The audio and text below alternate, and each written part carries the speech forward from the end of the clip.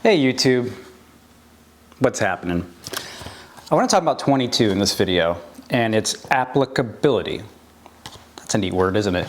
Its applicability in a number of scenarios, primarily inspired by the fact I saw some videos about is 22 viable in an SHTF situation or survival situation. Not something that I have a lot of expertise on, but I have spent a lot of time shooting 22 and in many cases functionally over the last 5 years. So I want to talk about 22, but really you might be wondering, why am I holding this Daniel Defense M4 V7, which is obviously a 5.56 rifle? Well, it's because I am a big fan of America's rifle. It is my favorite overall platform, and I'm a big Daniel Defense fanboy. So I love the opportunity to show off one of my Danny boys, and this is a very stunning M4 V7 with a lovely pink magazine. And I shoot, quite frankly, almost every day, at least every other day. I happen to live right by my gun range, which I've been a paying member every month for 5 years, and I shoot a lot. 223 5.56 is a little cost prohibitive to shoot at that volume in this day and age, so the 22 is a great option.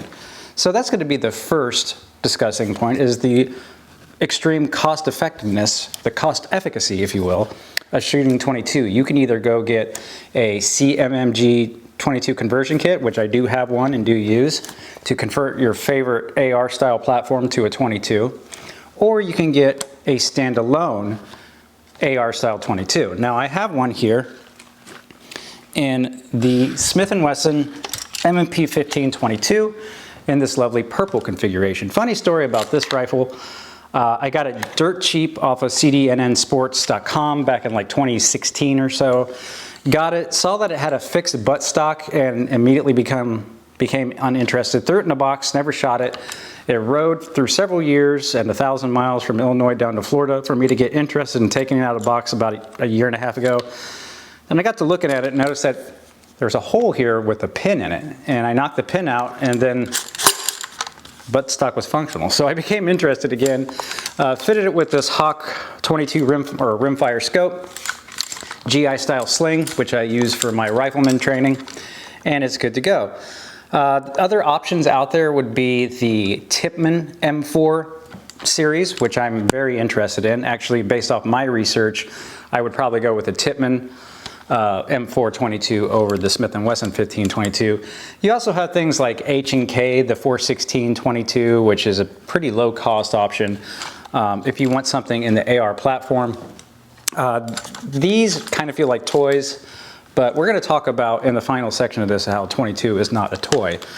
Semi-auto, of course, these have 25 round magazines, and they're a great and fun platform to shoot. And if you want something else in the semi-auto, the Ruger 1022 is a great option. Now, my overall favorite gun tuber of all time was Paul Harrell, who sadly passed away recently. And I do remember that during his time when he was sick, you know, he was doing a lot of his final videos and talking about the top guns that he would recommend. And as far as rifles, the Ruger 1022 was always on his list. This one here probably has about 5,000 rounds through it. It's so many that I've worn off this sticker coating camo. It's called Midnight Camo with my cheek. It's got a Vortex Diamondback 4x12 scope on it. This is my Appleseed gun for rifleman training. It is also my main squirrel killer. And we're going to talk about that in the final section, about how 22 is a killer. But this particular one, as you can see, it's taken its fair share of squirrel dispatchment, and that's just a lovely. This one actually has a threaded barrel, and I do run it suppressed sometimes. But here, more basic B, wooden stock, iron sights, and doesn't get any more basic than that. Ruger 1022. Now, another thing about 22 rifles is you can get them in almost any configuration, to include lever guns, like this Henry Golden Boy here, kind of a classy, classic style octagonal barrel. You can get the regular, I think it's H001 is the model number, where it's just a plain Jane receiver. But the lever gun, real fun to shoot. And then of course, the bolt action. Great training gun for kids. This here is my daughter's rifle. This is the Savage Little Rascal single shot bolt action 22. It's considered a micro 22, I guess. World's safest, most accurate micro rimfire. It's got that AccuPull trigger jazz on it, and got a lot of safety features for kids, including a colored red follower there, even though there's no magazine, so a parent can look over and see that it's empty. And similar to this was my first 22 bolt action that I inherited from my grandpa. By the way, YouTube, these are all empty and safe. But this is the Stevens Model 15 single shot bolt action rifle. This is a really nice little gun that I inherited from my grandpa. A little bit of Stevens Model 15 lore. The Stevens Model 15 was used, allegedly, by the infamous or famous sniper Carlos Hathcock, who supposedly used the Stevens Model 15 to learn how to shoot as a kid. So, really old rifle. This is probably from the 30s or 40s. And runs like a dream, shoots a little bit up and to the right. It got a lot of dope collected on that because it's a lot of fun to shoot, and super quiet. If you can get subsonic rounds, all you hear is a click. It's actually quieter than Hollywood quiet. All you hear is the click. So there's that. And then, of course, these are all rifles. There's a lot of handgun options, to include the Glock 44. If you are a shooter of Glocks, particularly the Glock 19, this is an excellent training. And along with the AR style platforms, Glock Manual of Arms for training, low cost option, actually shoots bullets, 22s as opposed to 9mm or whatever other caliber you're running. This one is a very special upgrade. It's Cerakote Ranger Green. It's got these aftermarket fiber glow sights on it, adjustable rear sight. Of course, it is threaded and has the Mask HD suppressor on it. Real fun to shoot, quiet option, but probably even more fun to shoot, suppressed, the Ruger Mark IV. And this has some kind of Hollywood aspects to it that are kind of interesting that we're going to talk about here in a minute.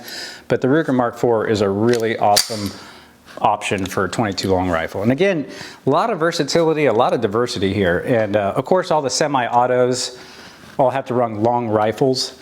But if you get into something like a revolver, you can run, in many cases, 22 longs and 22 shorts. So a lot of versatility and applicability there. This is the H&R 923 9-shot 22 long rifle revolver. This one's kind of cool because it's got the kind of old style Colt, like Army way to load. And revolvers are an option, and even more of an option. Talk about lethality, contact shots are a thing. Something like this North American Arms pocket revolver, little 5-shot revolver here. It's got the bird head kind of pearl grips, if you will.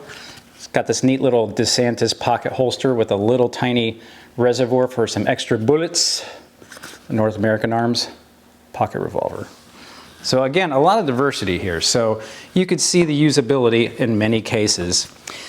And this kind of brings me to the last section that I want to talk about, is that 22, in regards to its lethality, its SHTF capability, it's not a toy. It will kill. And I think the first thing that really demonstrated how dangerous 22 could be, that it actually is a bullet, is by shooting things. Because before I owned the homestead back in Illinois, when I'd only go to the range and could shoot at paper targets and stuff, I would bring things to shoot, like bottles, cans. One time I brought a whole bunch of hard hats, like from work, you know, we call them bump hats or whatever, hard hats. And I was shooting it with pellet guns, and it was just making little dents. And I shot it with a 22, went straight through, and then through the thing that was behind it. So it will kill. And there are many examples of people using them. You have gangsters, gangland, gang-style warfare. The Israeli army has used it as kind of an assassination type of a tool. There's lots of instances from pop culture, like the movie Assassins, the movie with Sylvester Stallone and Antonio Banderas, I think it was, from the mid-90s. This was Sylvester Stallone's 22 of choice for assassination, suppressed, of course. And so it will kill, and I have had to dispatch squirrels, I have dispatched snakes. Speaking of diversity of the 22 round, this is a Henry garden gun, so this is actually a smooth bore, effectively rendering this a 22 shotgun. A smooth bore 22 that actually will shoot the rat shot or pest shot. Some people call it snake shot. And I've blasted the head off quite a few snakes with that thing. So they will kill. I've actually killed squirrel with the shot shell too, but definitely not as effective as a standard 22. I mean, anything from your standard velocity CCIs I run a lot, the stingers. Yes, I said stinger, not stanger. I live in the South, I'm not from the South. But you know, the higher velocity stingers, the subsonic shorties, some of the Aguila sniper subsonic rounds are kind of fun to shoot, especially through some of the suppressed guns. And it's my favorite caliber at this point, and I think a viable option for any type of scenario. Granted, yes, it's not going to have the stopping power. Yes, it's not going to have the range, yada, yada, yada. But for plinking, what they call small game, although most forms of small game I can't eat based off my, you know, dietary restrictions. But that's why I say squirrel killing and not squirrel hunting, because to me, squirrels aren't food. But that's just me. I just want to do a discussion on 22, mostly 22 long rifle, but short and longs are also options. I've never actually seen longs in person. I have lots of long rifle and short, but no longs. And this little North American Arms actually has two different cylinders. One is 22 long rifle and the other is 22 Magnum. And so right now I am currently in the market for a 22 Magnum rifle. I actually have a bid in on one on Gunbroker right now, which is the Magnum version of what is my current 22 long rifle, the Marlin Model 25. This is my most recent addition. This is a pawn shop gun that I got for just over $100. They're going anywhere from $300 to $400 on Gunbroker.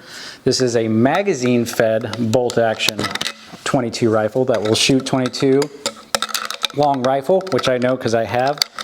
But it says on the barrel to shoot short and long too through that magazine, so that's kind of interesting. But oh, we just picked this up not too long ago. We had put on the cheapest scope I could find on Amazon, the Barska 4x15, a janky kind of shit rig to get it on there, including electrical tape. And the next part of the project is I'm going to be drilling out and mounting some sling mounts, so I can put one of my old school GI style slings on it for my rifle shooting. Now I use my slings. I do a lot of rifleman training, right? So unless I'm sighting in something and really needing to dial it in for a zero, I shoot standing, kneeling, or in the prone off the elbow. So I use my sling as a shooting aid. So I will be getting this mounted up with a sling. And I hope I can get a 22 Magnum version of this. It's called the Marlin 25M. And again, I have a bid on one on Gunbroker right now. So at this point in the video, my camera died. But I had pretty much said everything I meant to say in the video, so I will just leave you on this note and a picture from my last range day. Have a good one. Later.